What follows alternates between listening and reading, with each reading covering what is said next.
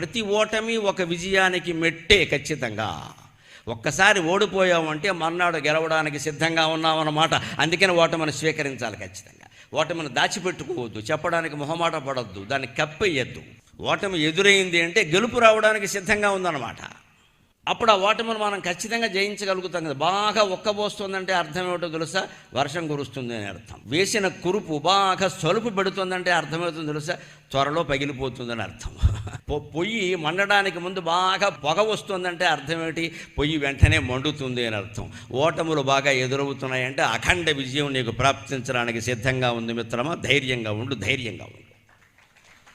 ఒక ఉద్యోగానికి పనికిరానంత మాత్రాన, ఒక ప్రేమలో విఫలమైనంత మాత్రాన, ఒక పరీక్షలో అనుకున్న మార్కులు రాకపోయినంత మాత్రాన, ఒక కళాశాలలో అనుకున్న సీటు రాకపోతేనో ఆత్మహత్య చేసుకోవడం పిరికితనం తప్పితే ఇంకేం లేదు ఇక్కడ.